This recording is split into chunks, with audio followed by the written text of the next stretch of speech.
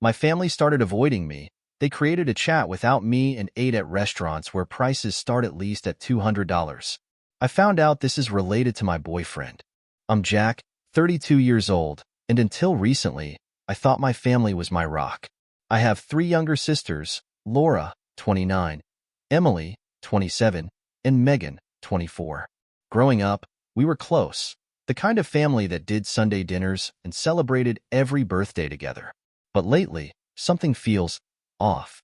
At first, I thought I was imagining things.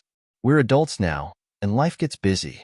I have a steady job in marketing, a comfortable apartment, and a decent social life. My sisters are doing well too. Laura's a nurse, Emily works in finance, and Megan just graduated from college. But over the past few months, I've noticed I'm being left out, first subtly and then in ways I can't ignore. It began with little things. At family gatherings, conversations would turn to topics I didn't know about.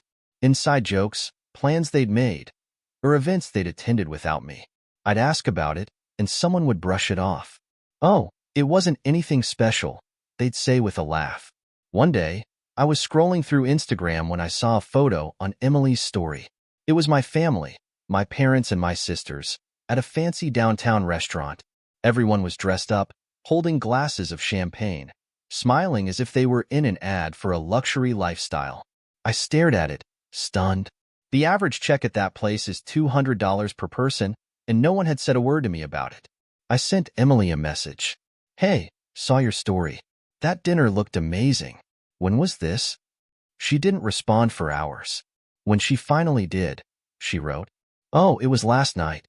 Just something casual we threw together." Casual? At a place like that? Something didn't add up. Sunday rolled around, and I showed up early to our usual family dinner, hoping to catch someone alone. Mom was in the kitchen chopping vegetables. I stood by the counter, trying to keep my tone light.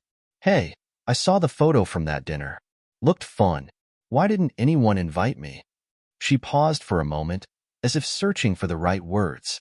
"Oh, it was last minute, sweetheart. You're always so busy. We didn't think you'd want to come." My stomach sank. "I'm not that busy. I'd have made time for dinner."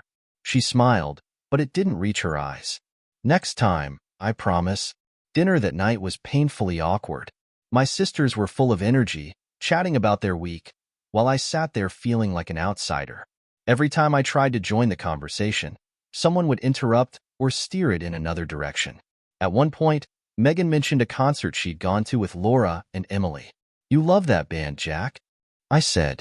"Why didn't you guys tell me about it?" Megan froze for a second, glancing at Laura, who quickly said, "Oh, it was a last-minute thing. Tickets were hard to get." The excuses were piling up. I started to wonder if I was imagining things, but the evidence was right there.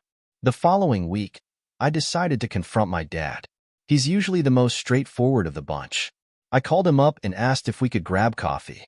At the cafe, I didn't waste time. "Dad, am I imagining things? Or has the family been leaving me out of stuff lately?" He looked surprised but quickly recovered. "What makes you think that?" I told him about the dinner, the concert, and all the little moments where I felt excluded. He sighed heavily. "Jack, you're overthinking this. Your sisters are just closer to each other. They have their own thing, you know?" I felt a lump in my throat. "But I'm part of this family too. It's not just about them." He patted my shoulder. "Don't take it personally. Families go through phases." After that, I started paying closer attention to their behavior. At a family barbecue, I overheard Emily and Megan talking about a trip they were planning with our parents. I waited for someone to mention it to me, but no one did. That night, I asked Emily directly, "Are you guys planning a trip?"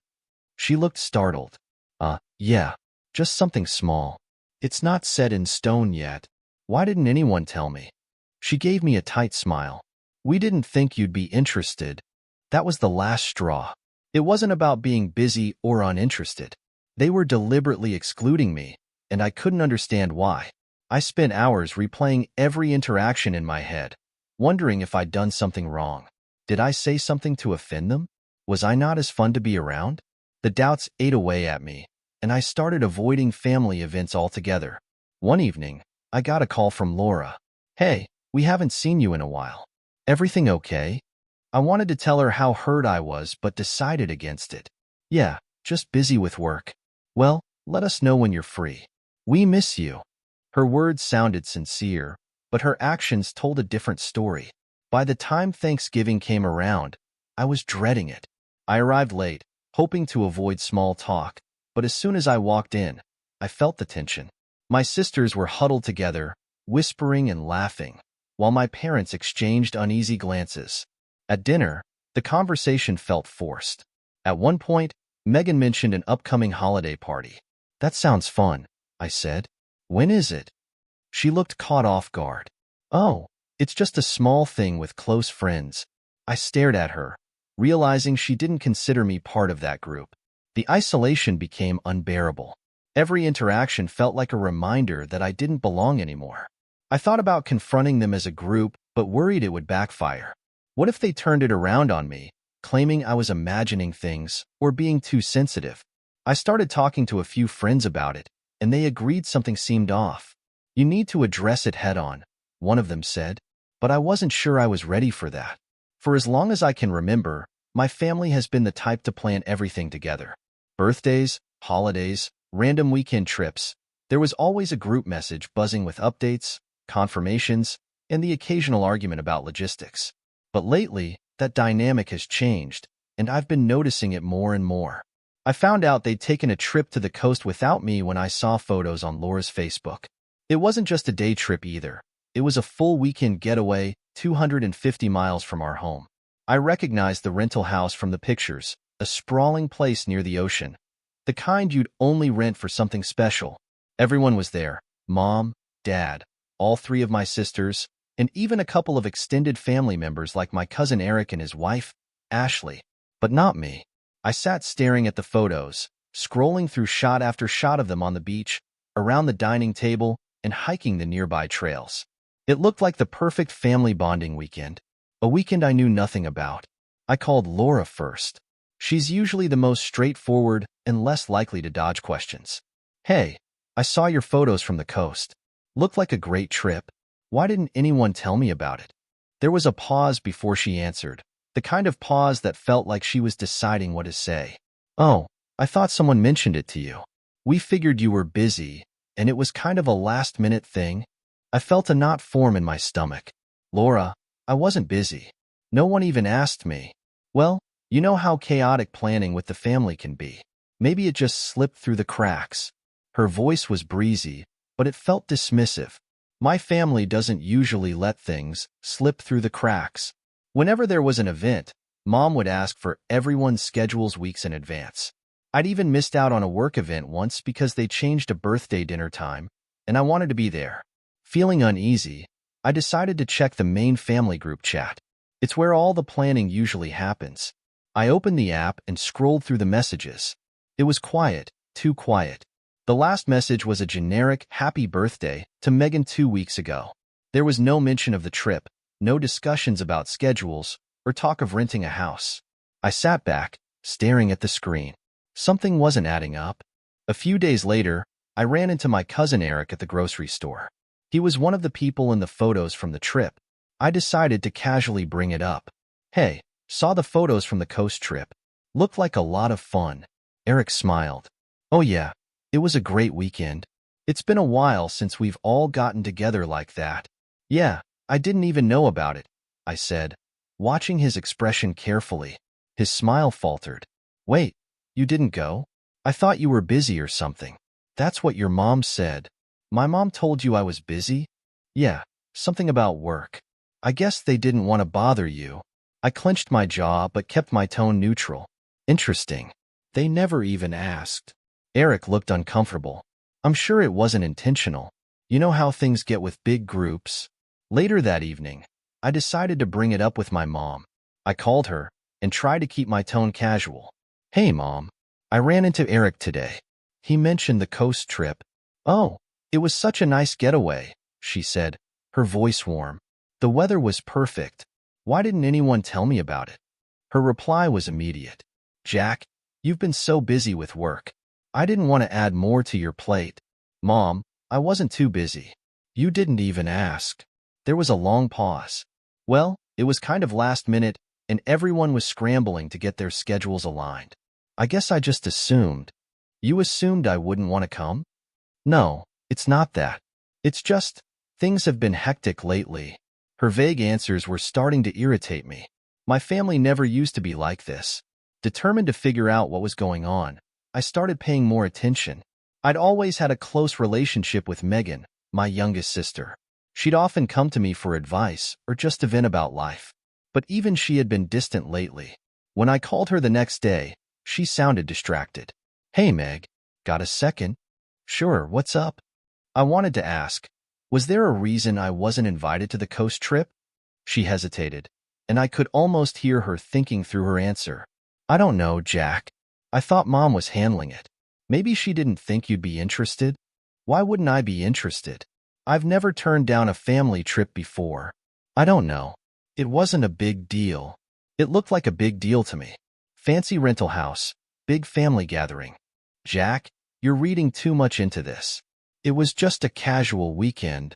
After we hung up, I felt more frustrated than ever. My family wasn't just excluding me, they were actively making excuses. And the more I pushed, the more they downplayed it. The next time I saw everyone was at Emily's housewarming party. It wasn't a huge event, just immediate family and a few of her close friends. I decided to test the waters and see if anyone would bring up the coast trip. Throughout the evening, the topic never came up. Not once. It was like they'd all agreed to pretend it hadn't happened. I waited until most of the guests had left before casually bringing it up to my dad. Hey Dad, about the coast trip, why wasn't I invited? He looked surprised. Didn't your mom tell you? We thought you were busy. I clenched my fists, struggling to keep my composure. Dad, no one even asked me. Well, it was kind of a spur-of-the-moment thing. You know how these things go. No, I don't. Because I wasn't there. He sighed. Jack, you're making a big deal out of nothing. The pattern was becoming clear. Every time I brought it up, they deflected, made excuses, or tried to downplay it. It wasn't just the coast trip, either. I realized I hadn't been included in several smaller events over the past few months. Dinners, movie nights, even a game night at Megan's place. I decided to go back through my messages, looking for anything I might have missed. But there was nothing. No invitations, no updates, no mentions of plans. It was like they'd all silently agreed to cut me out. I started feeling paranoid, wondering if I'd done something to upset them. Had I said something offensive? Missed a crucial event? I couldn't think of anything that would justify this sudden shift in behavior. A few days later, I got a call from my aunt, who lives out of state. We don't talk often, but she'd heard about the coast trip and assumed I'd gone. How was the beach? She asked cheerfully. I wouldn't know. I wasn't invited. There was a long pause. Oh, I'm sorry, Jack. I assumed you'd be there. It sounded like a big family event. Yeah, it did. She hesitated. You know, sometimes families go through weird phases. Maybe it's nothing, or maybe it wasn't. By this point, I'd had enough. For months, I'd been tiptoeing around the issue, giving my family the benefit of the doubt. But the missed invitations, the vague excuses, and the outright avoidance had piled up, leaving me more confused and hurt than ever. It all came to a head at a family brunch. The brunch was at a trendy cafe downtown where the cheapest meal was $40, not including drinks. I wasn't sure why they chose such an expensive spot, but I figured it was another one of their decisions that I wasn't privy to. When I arrived, they were already seated. Mom, Dad, Laura, Emily, and Megan. The energy was upbeat, but as soon as I sat down, I felt like an outsider. The server handed me a menu, and I pretended to look through it, even though my mind was elsewhere. After everyone placed their orders, I cleared my throat and broke the tension. Okay, I have to ask, why have I been left out of everything lately? The table went silent. Megan suddenly found her water glass fascinating. Laura busied herself adjusting her napkin, and Emily shot a quick glance at Mom, who was staring at her plate like it held all the answers. Jack, what are you talking about? Mom finally said, her tone overly casual. You know exactly what I'm talking about. The coast trip, the dinners, the concert, everything. You've all been planning things without me, and I want to know why. Dad chimed in, trying to diffuse the situation. It's not like that, son. You're overthinking this. Am I? I asked, looking around the table. Because it sure feels deliberate. No one even tries to include me anymore. Laura sighed. Jack, it's not what you think. Things have just been busy. Busy? I snapped. Too busy to send a text or make a call. Come on, Laura. That's a pathetic excuse, and you know it. No one had a response. The silence was deafening, broken only by the clinking of dishes as the server brought our food. The rest of the brunch was painfully awkward. I barely touched my food, too distracted by the tension. When it was over, Megan lingered behind as the others filed out. She hesitated, then said quietly, I'll message you later. I'll explain everything, I promise. I stared at her, searching her face for answers. Why not now? Not here. Just wait for my message, okay? Reluctantly, I nodded, and she hurried off to catch up with the others. True to her word, Megan texted me that evening. Megan, hey Jack. I need to tell you something, but I don't want to do it over text. Can we talk tomorrow? Me, just tell me now, Megan. I'm tired of waiting for answers. Megan, it's complicated. Can I call you? Her hesitation only made me more anxious, but I agreed. She called a few minutes later, her voice low and uncertain. Jack, there's a reason you've been feeling excluded, she began. And I hate that it's come to this, but there's a group chat. I frowned. What group chat? It's called Family Time. No Jack. The words hit me like a punch to the gut. You're kidding. I wish I was. It started a few months ago. After that argument you had with Laura, I racked my brain, trying to remember. You mean the one about Dad's birthday dinner? That was nothing. We disagreed on the restaurant, and I apologized. I know, she said quickly, but Laura felt like you were being difficult, and things spiraled from there.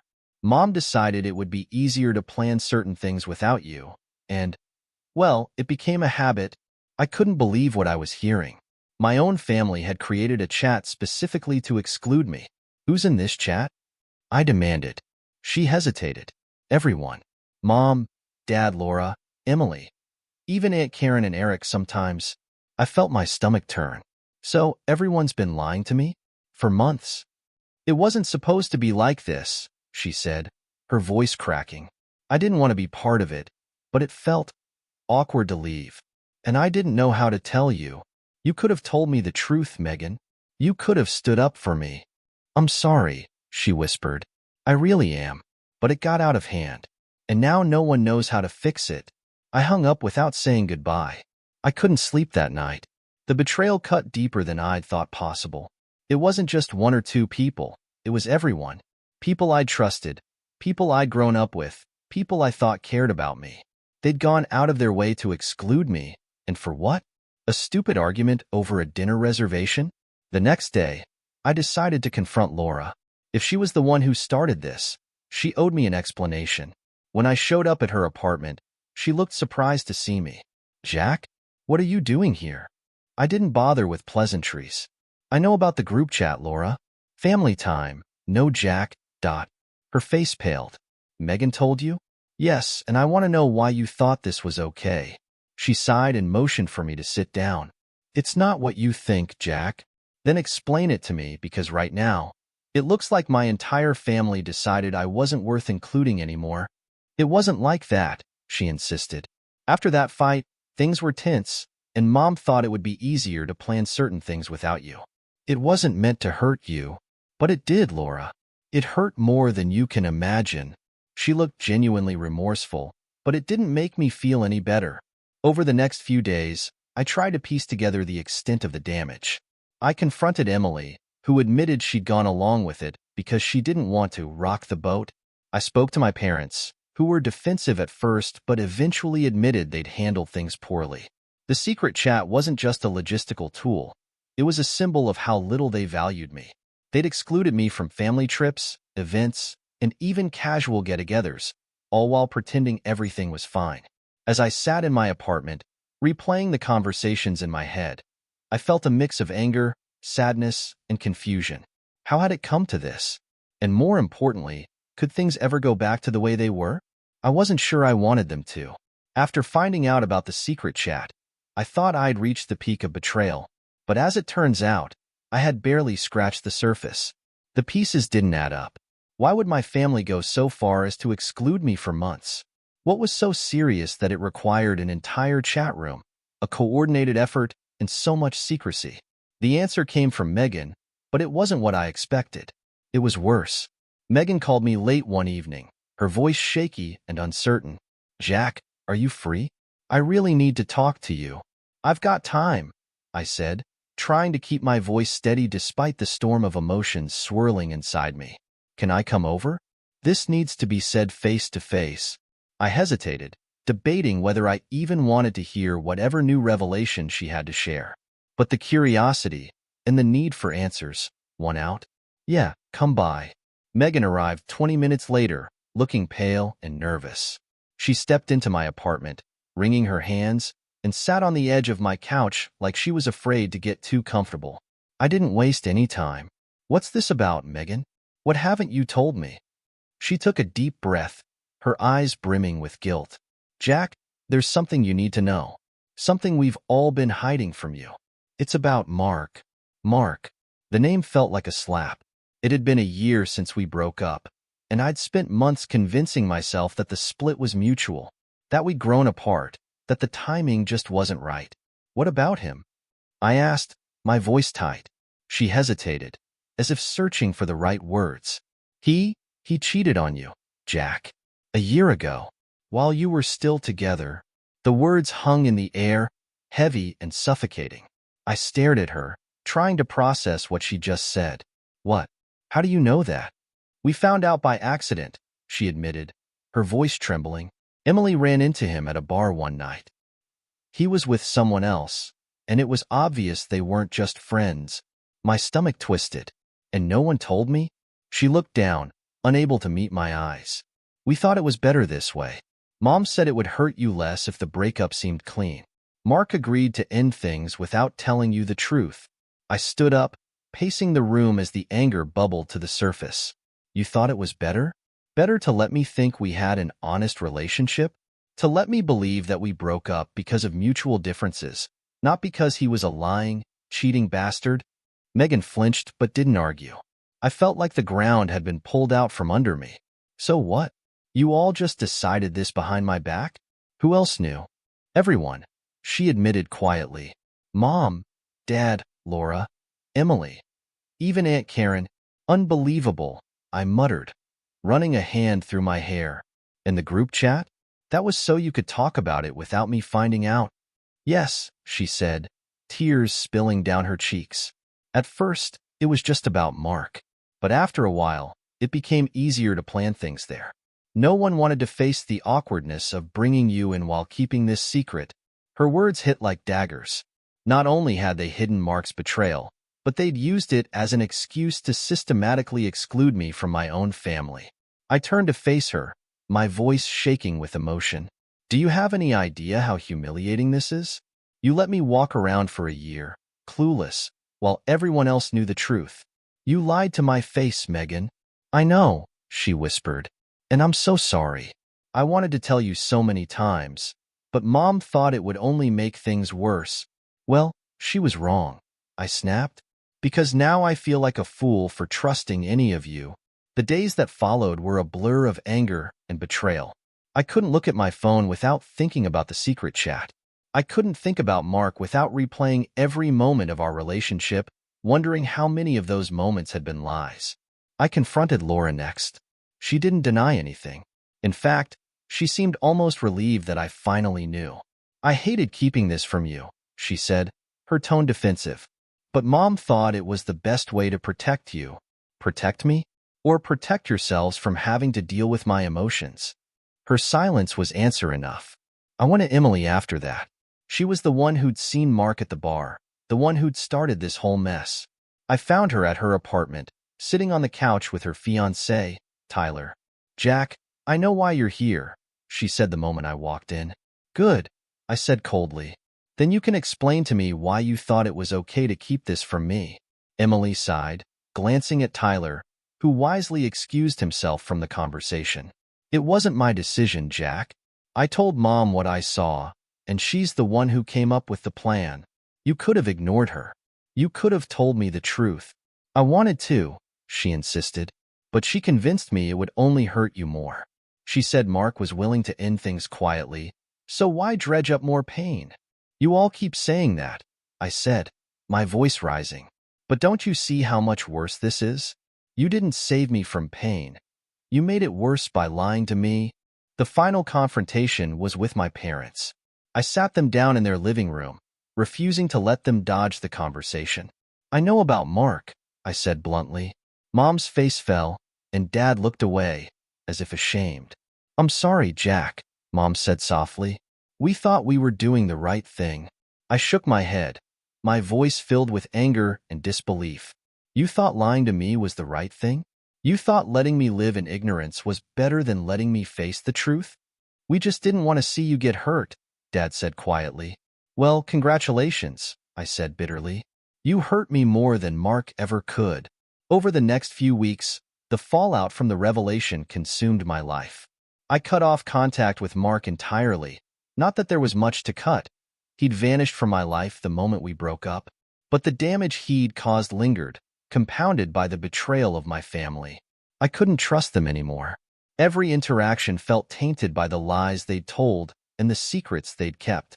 Even Megan, who'd finally come clean, wasn't spared from my anger. For the first time in my life, I felt truly alone. My family, the people I'd always relied on, had betrayed me in the most profound way imaginable. And now I was left to pick up the pieces on my own. I thought I had seen the worst of it. The betrayal by Mark, the lies my family spun to protect their own convenience, and the exclusion from their lives. It felt like the ultimate blow. But after Megan's confession about the secret chat and Mark's infidelity, something inside me shattered completely. I couldn't ignore the weight of what they'd done. It wasn't just the actions that hurt. It was the deliberate choices. Every single one of them had decided I wasn't worth the truth. The first few days after learning the full story were surreal. My apartment felt too quiet, too empty, even though it was no different than before. I'd sit on my couch, phone in hand, scrolling mindlessly through social media. My feed was a minefield. Every photo of my family laughing, every memory they shared without me, was a reminder of what I'd lost, or maybe what I'd never truly had. I deleted them from my accounts one by one. It wasn't impulsive. It was deliberate. Laura, gone. Emily, gone. Megan, gone. Even my parents. I couldn't bear the sight of their curated lives, their posts about family first and cherished moments, when I knew how little those words meant. I didn't tell them I was cutting them out. I didn't see the point. Any attempt to explain myself would just be met with more excuses, more dismissive words about how they'd been trying to protect me. Protect me from what? From feeling like an adult who could handle the truth? No, they'd been protecting themselves from discomfort, from guilt, from the possibility of having to clean up the mess they'd helped create. Megan texted me once, a few days after our last conversation. Megan, I know you're upset, and I don't blame you. But please don't shut us out completely. We love you. I stared at the message for a long time, trying to decide whether to respond. In the end, I didn't. Love wasn't just words, it was action. And their actions told me exactly how much I mattered to them. At work, I found it hard to focus. Deadlines came and went, and I barely noticed. My boss, Sam, pulled me aside one day, concern written all over her face. Jack, is everything okay? You've been distracted lately. I forced a smile. Just dealing with some personal stuff. I'm sorry if it's affecting my work. She nodded, her expression softening. I get it. If you need time, take it. But don't try to shoulder everything on your own. Okay? Talk to someone if you need to. Her words stayed with me. I wasn't sure what I expected from therapy, but I knew I couldn't keep carrying the weight of everything alone. That evening, I searched online for local therapists and found a clinic that specialized in family issues and betrayal trauma. I booked an appointment for the following week. My first session with Dr. Harper was nerve-wracking.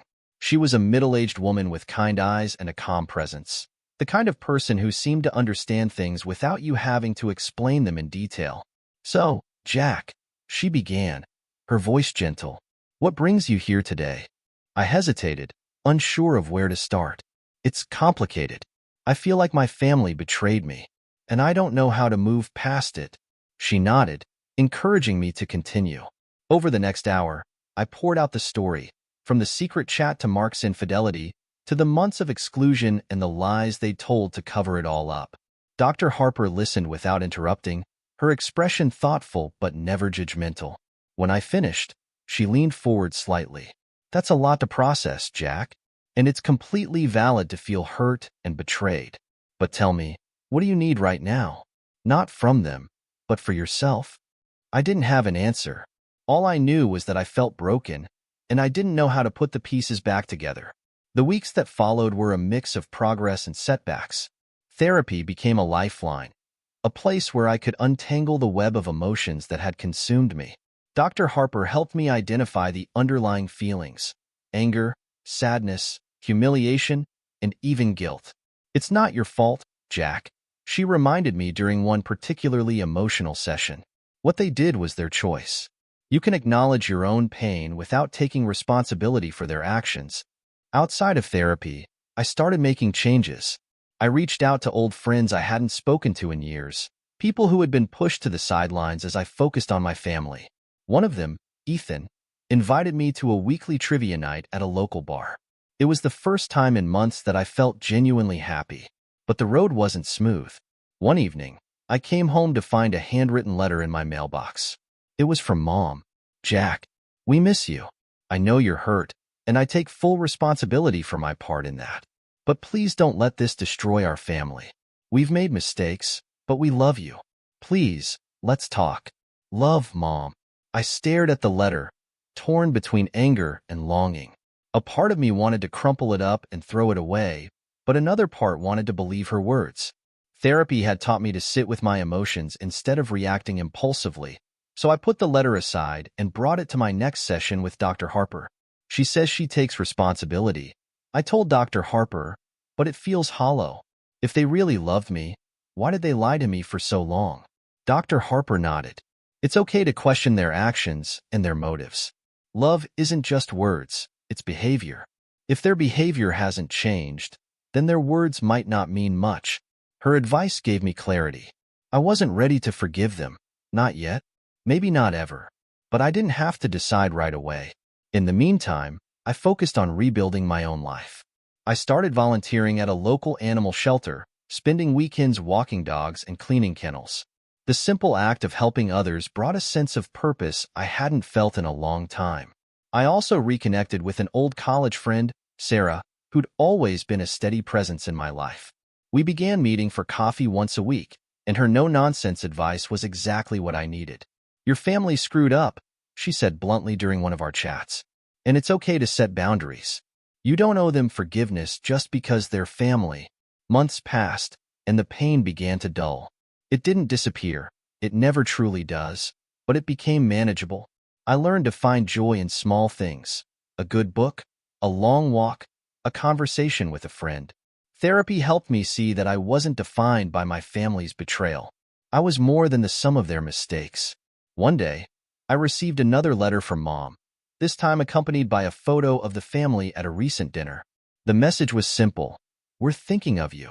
The door is always open." I didn't respond.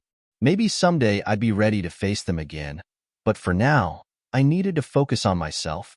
The journey wasn't over, but for the first time in a long time, I felt like I was on solid ground. My family's betrayal had left scars, but it had also taught me something valuable. I deserved honesty, respect, and love, and I wouldn't settle for anything less. Healing isn't linear. That's one of the first things I learned in therapy, and it was something I had to remind myself daily as I navigated the chaos of my relationships. After cutting off my family, blocking them on social media, and taking time to focus on myself, I thought I was finally starting to move forward. But healing is messy, and closure doesn't come without reopening old wounds. One morning, I opened my email to find a message from Mark. My heart sank the moment I saw his name in the sender line. For a second, I considered deleting it without reading, but curiosity, or maybe a need for answers, got the better of me. Subject: an apology I owe you. Message: *Hi Jack. I know I'm probably the last person you want to hear from, but I've been carrying this guilt for over a year, and I need to say something. I want to apologize, not just for cheating, but for the way I ended things. Your family pressured me to break up with you quickly, to make it as clean as possible, and at the time, I went along with it because it seemed easier. I realize now that it was cowardly and selfish. You didn't deserve any of this, and I'm truly sorry. I don't expect forgiveness. I just wanted you to know the truth, asterisk. Mark. I stared at the screen, my emotions swirling. Anger, sadness, resentment. It all bubbled up at once. I thought about deleting the email, ignoring it altogether, but something in me wanted closure. I took a deep breath and typed a reply. Subject. An apology I owe you. Message. Asterisk Mark. I appreciate your apology, but it doesn't change anything. What you did hurt me deeply, and the fact that my family was involved only made it worse. I've spent the past year trying to rebuild myself, and reconnecting with you would only reopen old wounds. I'm moving on. I hope you do too, asterisk. Jack. Hitting send felt like a weight off my shoulders. For the first time, I felt like I was in control of the situation, not just reacting to it. Around the same time, my younger brother James reached out. James had always been the quiet one in the family, someone who avoided conflict at all costs. But his message surprised me. James, hey Jack. I've been thinking about everything that happened, and I hate how things are between us. I know you don't trust us right now, and that's fair. But what if we tried family therapy? No pressure, but I think it could help. My first instinct was to dismiss the idea.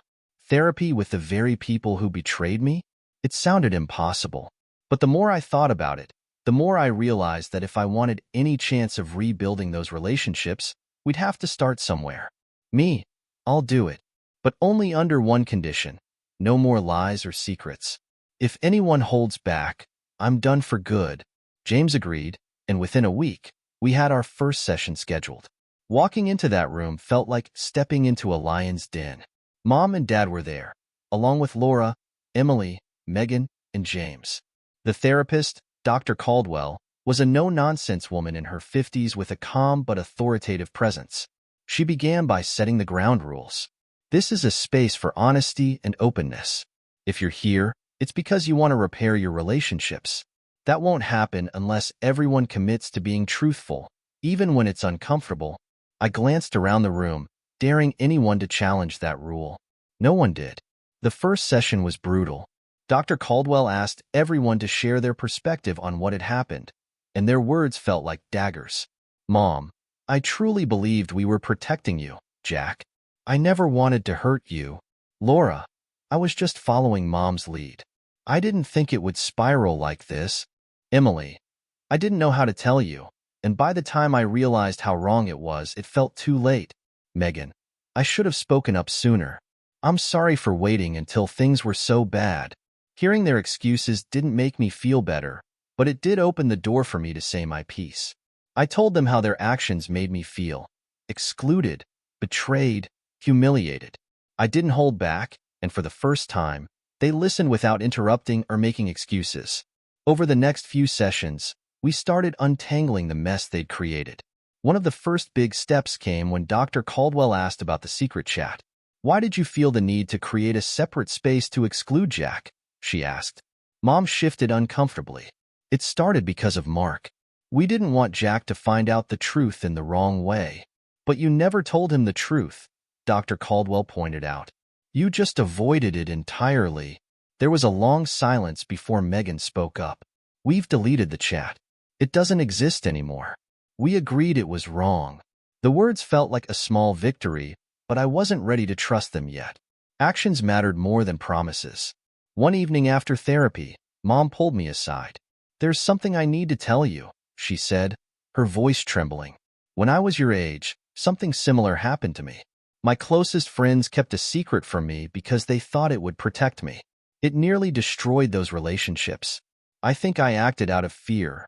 Fear that you'd hate me, that you'd shut us out completely if you knew the truth. Her confession caught me off guard. Why didn't you tell me this sooner? I was ashamed, she admitted. I thought I was doing the right thing, but I see now how badly I messed up. It was the first time I saw genuine remorse in her eyes, and while it didn't erase the pain, it gave me a sliver of hope.